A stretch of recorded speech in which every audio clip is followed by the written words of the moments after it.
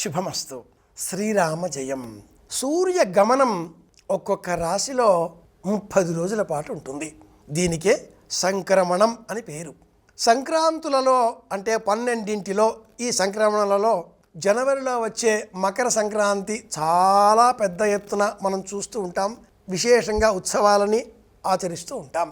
ప్రతి నెలలో కూడా 14, 15 ఈ తేదీలలో ఏదో ఒక సమయంలో సూర్య సంచారం ఒక రాశిలో నుంచి మరి ఒక రాశిలోనికి సంచారం ఇలా మారుతూ ఉంటుంది. ఈ మారే క్రమానికే సంక్రమణము అని పేరు. ఈనాటి విశేషం మీన సంక్రమణం. సూర్య సంచారం మీన రాశిలో ప్రారంభం అవుతుంది. శబరిమలలో అయ్యప్ప స్వామిని దర్శనం చేసుకోవలసిన అతి ముఖ్యమైనటువంటి రోజులలో ఈరోజు ఒకటి. మకర సంక్రమణ నేపథ్యంలో మకర జ్యోతి, మకర విళక్కుం అన్న పేరిట వెళ్ళి దర్శనం చేసుకుంటూ ఉంటాం. అదేవిధంగా ప్రతి నెలలో కూడా సంక్రమణం రోజున స్వామి దర్శనం యోగ్యం, ఒక అదృష్టాన్ని కలిగించే అంశం అని కూడా విశ్వాసం కలవారు, శబరి స్వామికి సంబంధించిన జ్ఞానం కలవారు, అయ్యప్ప జ్ఞానం కలవారు చెబుతూ ఉంటారు. అయ్యప్ప ఆలయం మీద ఉన్నటువంటి ఆ శబ్దం ఒకటి తత్వమసి మనలో హరిహర అభేద రూపాన్ని కలిగిస్తుంది.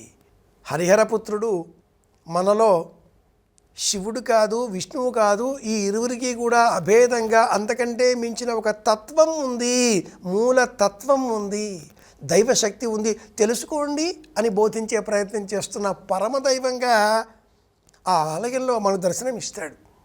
పంబ నదిని దాటి చిన్న పాదం పేరిట సుమారుగా ఒక 10 కిలోమీటర్ల ప్రయాణం నడచి నిటారుగా మెట్లు ఎంతకు అయిపోవు. అలా ఎక్కి స్వామి దర్శనం చేసుకొని ఆ వెనక ఇంకా అమ్మవారిని, నాగేంద్రుడిని, కన్యమూల గణపతిని, ఆదిమూల గణపతిని, దిగువ ఎగువ ఆలయాలన్నీ కూడా ప్రత్యేకం. ఇన్ని ఆలయాలలో ఒక ఆలయం ప్రత్యేకం, రామచంద్రమూర్తి వారి ఆలయం కూడా. దిగువన మనం రామ దర్శనం చేసుకున్నాకే ఎగువన ఆ చిట్ట చివరన నాగేంద్ర దర్శనం చేసుకుంటే ఆ నాగేంద్రుడికి 5 పడగల నాగేంద్రుడి దిగువన ఆ శివుడు దర్శనం ఇస్తాడు. అయ్యప్ప దర్శనం మీన సంక్రమణ సందర్భంగా అత్యద్భుతమైన యోగాన్ని మనకు కలిగిస్తుంది.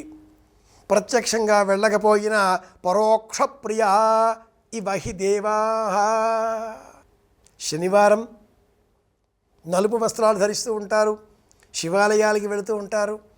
అయ్యప్ప ఆలయాలలో కూడా నినాదాలు వినిపిస్తూ ఉండగా, దైవ దర్శనం చేసుకుంటూ ఉండగా దీపాలు వెలిగించే ప్రయత్నం చేస్తూ ఉంటారు. నువ్వుల నూనెతో దీపాన్ని వెలిగించాలి. అసలు నూనె అంటేనే నువ్వుల నూనెతో అని చెప్పుకున్నాం కదా. నలుపు వస్త్రం మనలో ఉష్ణశక్తిని నిక్షిప్తం చేస్తుంది. గొడుగుకు నలుపు వస్త్రాన్ని అలంకరించడంలో ఉండే అంతరార్థం ఇదే, కప్పుగా ఉంచడంలో ఉండే అర్థం అదే. వేడిని కేంద్రీకరించడం అన్నప్పుడు విశ్వవ్యాపితమైన చైతన్యాన్ని మనలో కేంద్రీకరింపజేసే ప్రయత్నమే దేవతారాధన, అర్చన. అందులో భాగంగా మీన సంక్రమణం ఈ సందర్భాన్ని పురస్కరించుకొని అయ్యప్పను తలుచుకుందాం, శివాలయానికి వెళదాం.